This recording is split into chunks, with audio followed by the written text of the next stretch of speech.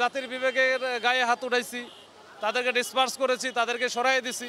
রাস্তা বন্ধ করে দেওয়া, মানুষের দুর্ভোগ করা, এটা তো আসলে আমার কাছে মনে হচ্ছে না যে ওনারা মানে এটা সঠিক কাজ করতেছেন। আমার কোনো কষ্ট নাই, আমি সারাদিন আটকায় থাকলে কোনো সমস্যা নাই।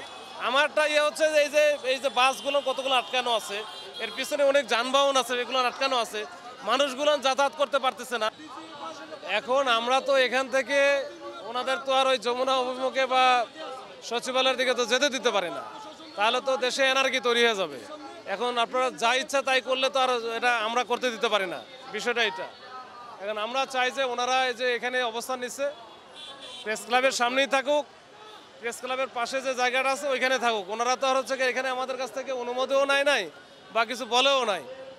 আমরা কিন্তু ওনাদের জন্য আমরা বেশ করে যোগাযোগ করে দেওয়ার জন্য সচিবালয়ের সাথে, মাননীয় প্রধান উপদেষ্টা কার্যালয়ের সাথে যোগাযোগ করে দেওয়ার চেষ্টা করতেছি, এবং ওনারা কয়েক দফায় বসে আজকেও গেছে।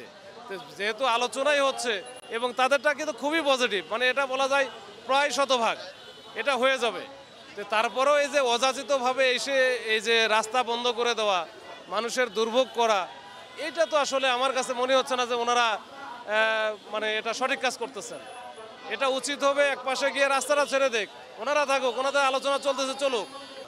এইখানে যখন এসে বসে আছে দীর্ঘক্ষণ, এখন আমরা যদি আইন প্রয়োগ করতে যাই, সেক্ষেত্রে তো ওই যে এর আগে যেটা হলো, আমরা একটা এমপিভুক্ত শিক্ষকরা সবই চলে গেছিল, অল্প কয়েকজন এখানে ছিল, তাদেরকে যখন আমরা উঠাই দিতে গেলাম তখন এটা ব্যাপক সমালোচনা করলো যে কি হয়েছে, জাতির বিবেক, যে জাতির বিবেকে আমরা হচ্ছে তাদেরকে সরাই দিছি জোর করে। তো এখন ওনাদের যদি দেয় তাহলে একই অবস্থা হবে, যে জাতির বিবেকের গায়ে হাত উঠাইছি, তাদেরকে ডিসপার্স করেছি, তাদেরকে সরাই দিছি। আমরা সর্বোচ্চ ধৈর্য ধারণ করতেছি, দেখি ওনাদের সাথে কথা বলতেছি, না হলে সেটা পরবর্তী আইনগত ব্যবস্থা পরবর্তীতে নিব। আমরা আগে দেখে ওনাদের সাথে একটু বুঝাই এই।